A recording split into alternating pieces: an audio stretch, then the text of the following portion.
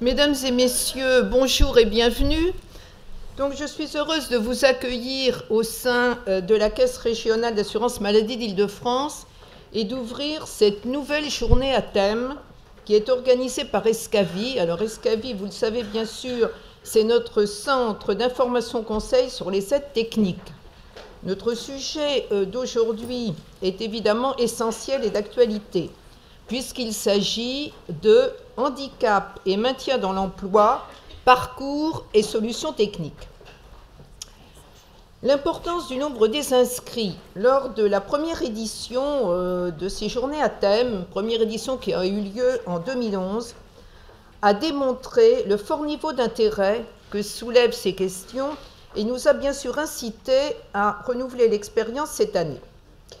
Aujourd'hui, nous attendons près de 200 personnes, le chiffre sera peut-être même dépassé.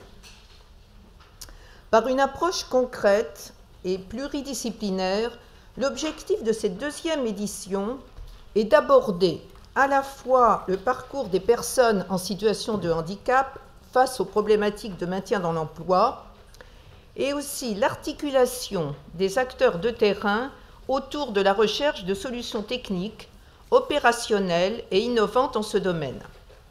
Il s'agit d'une façon générale de mieux comprendre les enjeux et d'en débattre.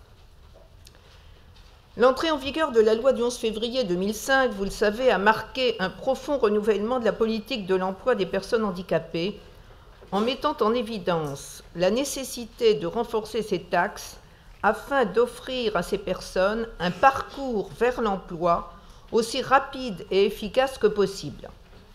En outre, dans le cadre de la première conférence nationale du handicap qui a eu lieu en juin 2008, un pacte national pour l'emploi des personnes handicapées a été conclu entre les pouvoirs publics et les employeurs publics et privés dans une logique d'engagement réciproque autour de 3 grands axes. Premier axe, répondre aux aspirations des personnes handicapées qui veulent travailler en les faisant bénéficier d'un réel accompagnement.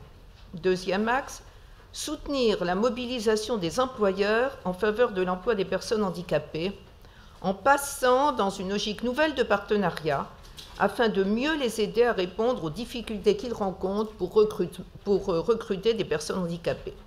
Enfin, troisième axe, faire mieux coïncider les qualifications des personnes handicapées et les besoins des entreprises. Toutefois, le bilan de la loi de 2005 sur le volet emploi est en demi-teinte. En effet, les 120 000 licenciements pour inaptitude recensés encore chaque année montrent que le handicap, lorsqu'il survient en cours de carrière, se traduit le plus souvent par une sortie de l'entreprise, alors que d'autres solutions auraient pu être envisagées. L'adaptation du poste de travail, la proposition d'un nouvel emploi au sein de l'entreprise, des perspectives d'emploi externes à l'entreprise, etc.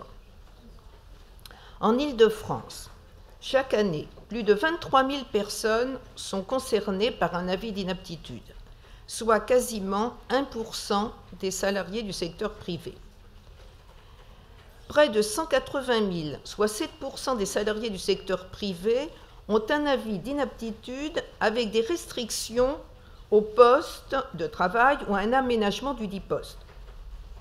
L'une des propositions du rapport d'information du Sénat relatif à l'application de la loi de 2005, je vise ici le rapport Campion-Debré du 4 juillet 2012.